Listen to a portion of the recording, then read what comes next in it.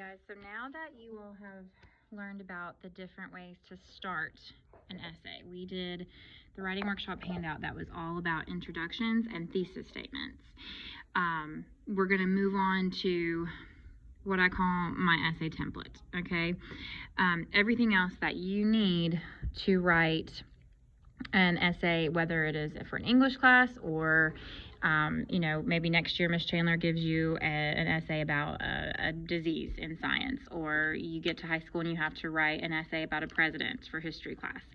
This template will help you no matter what it is that you're writing an essay on. So if you think of it like a recipe, you have to add a cup of sugar and then 2 cups of butter.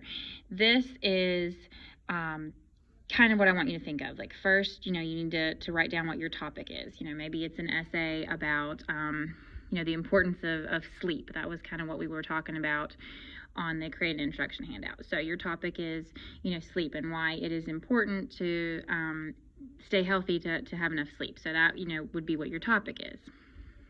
And we talked last week about the 4 types of introductions that you can write. You can have a funnel, a question. Oh, sorry, that's the tardy bell. Funnel, question. You can have a definition,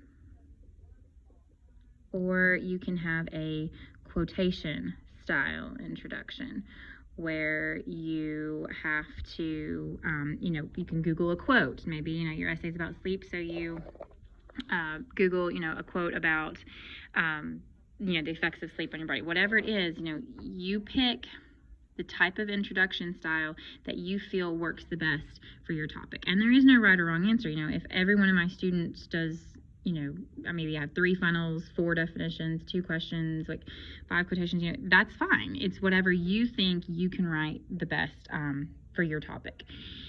So then you're going to write your thesis statement. And remember, your thesis statement is your main idea of your essay. So you, in your introduction, no matter what style you have to include a thesis statement, which has your main idea, the importance of sleep, and it also, plus the list. You have to list what it is you're going to be talking about, because whether it's a teacher or at the end of the year test a computer, or your professor in college, whoever is reading your essay, right out of the gate from the introduction, they have to be able to look at your thesis statement. Okay, so this is Susie's main idea, and then the list is how she's going to organize her paper from here on out. She's going to have a paragraph about knowing how much sleep you need. Then her next body paragraph is going to be about the health benefits that come with sleep. And then the last paragraph is going to be about, napping. So I can look at your thesis statement and basically have an outline or, a roadmap of what your paper is going to include. So this proves to people that you not only know how to write, but you also know how to plan ahead. Like, you can organize your paper from the beginning and stick to that plan. Okay, so your thesis is your main idea and your list. All right, and now let's talk about transitions. You guys have heard this. Your elementary school teachers told you at the beginning of every new paragraph, you need a transition. So some of my favorite ones to use, and I want you guys to fill this out so that, you can have this as like a study guide, or when you're writing an essay, you can have this as like, I'm going to check off this as I go. So you can use first, you can use second or secondly. The reason why I'm putting these dashes is because you need to mix it up. If you use first, then don't use second, third. Kind of like use those, like if you use one, find something else for the other, because you're going to kind of sound almost like a robot if you say first, second, third in your whole essay. You could also say to begin with. You can say initially. You can, instead of saying, you can say first, and then you can move on to something like also, or you could say to begin with in one paragraph, and then you could use secondly next. So kind of try and mix them up so you don't sound so much like a robot. So also, oops, my pen's running out. furthermore, additionally. These are some like kind of higher level thinking. I wouldn't expect a fourth grader to write furthermore in their essay. So you can say additionally, you can say, let's see. Also, furthermore, additionally, you can say finally, lastly, in summary, in conclusion. There's all kinds of different options here that you can go with transitions. And so if you can write down, a couple of them, as you write your essay, you can mark them off like, okay, well, I'm going to say to begin with, and then I'm going to use additionally. But remember, after your transition, you need a comma. So that when I'm reading your essay, you'll say to begin with, comma, and then the rest of your sentence, or also comma. So those are just some great transitions to kind of keep and use for whatever essay it is that you're writing. Okay, now, this might be something that's new. Signal phrases are what you're going to use in every, let's go ahead and write this out here, body paragraph. Okay, signal phrases are what you're going to put, think of this as like your blinker, okay, when you're driving. Sorry, I had to fix that. So if you have, hang on, this is kind of getting blurry. There you go. If you have signal phrases, you're using this to let your reader know that you're going to put a quote or a statistic or a sentence from your sources. You guys know on the end of the year test, they give you sources that you have to use examples from. You have to use a signal phrase before you insert your quote. So when you think of, if you want to put this up here, if you're thinking about putting quotes or examples or sentences in your essay, you need to signal, insert, explain. So signal that you're going to put a quote in there, and then actually insert the quote, and then you're going to have to explain the quote. Because this is just kind of the trend now, guys, in schools, whether it's the end of the year test or, your science teacher or your history teacher. They're going to want you to insert facts into your paper. It's not just enough to say, oh, sleep is really important. You have to prove to them by putting in a fact that you found online or that you found in a source that was included. At the end of the year test, if you think back to when you took those, they give you source 1, source 2, source 3.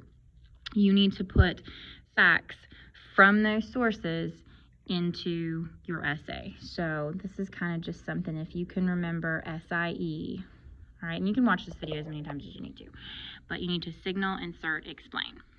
So some signal phrases that I always like to say is according to, and you could say like according to source number 1, if that's how it's numbered on your paper. You can also say as stated in source 2, or whatever source number you happen to be looking at. So source number 2, comma. You can say the source states. Okay. You can say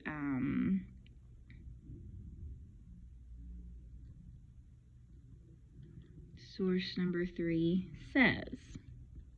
All right, so you're going to start your sentence like this. Okay, let's just say you're going to say according to source number 1, comma, and then you're going to put the sentence in your paper that proves whatever it is your topic is, like sleep. So maybe you're going to say like, source number 1 is going to say that 2-year-olds need to sleep 12 hours a night. So you're going to put according to source number 1, and then you can put the sentence exactly the way it appears. And it's not plagiarism because you're saying, hey, I didn't come up with this. I got this from source 1. So signal phrases, again, you can just mark them off as you go, need to be in every body paragraph, and they need to come right before the quote that you're going to use to back up what you're saying. And this will all make sense as we do some more work attached to this. Now, when you explain it, these are some phrases that you can use to kind of, clarify to the reader why you picked what you did. So you can say, in other words,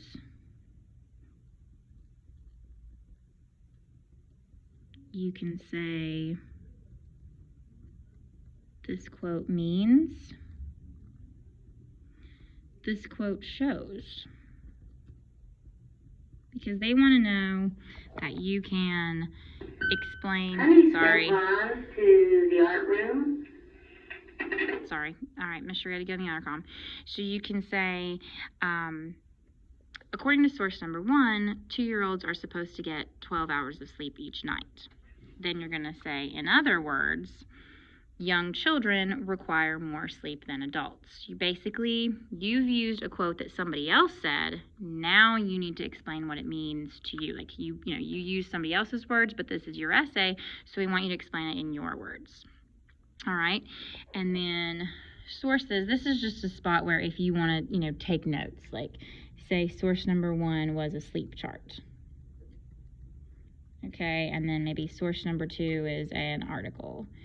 And source number 3 is about napping. So that way, you don't always have to use this. I just include this because this basically is the sheet of paper that for the end of the year test, my students make their scrap sheet look like this. So I always include this in case they want to leave notes. They don't have to keep flipping back up and scrolling and finding their sources. So that's something that, you can use if it helps you. And then I put the restate thesis here so that you know that in the conclusion of your paper, you have to include your thesis again. All right, so you put your thesis, sorry, I'm trying to write with one hand and film this. Okay, so in your thesis statement goes in your introduction and in your conclusion. Kind of think of it like a hamburger. Like you've got your bun on top and your bun on bottom. When you restate your thesis and your conclusion, you're basically saying okay, so here's what I said one more time. It's like my last chance to kind of drive home the point that I tried to make, that sleep is very important to your health. So you have to have your thesis in your intro and your conclusion. And so once you have filled out your paper, to use all of this, then just upload it and I'll give you a grade for it. Then I'll show you how we're going to use this paper to do the body paragraph practice assignment that is listed in this week's folder.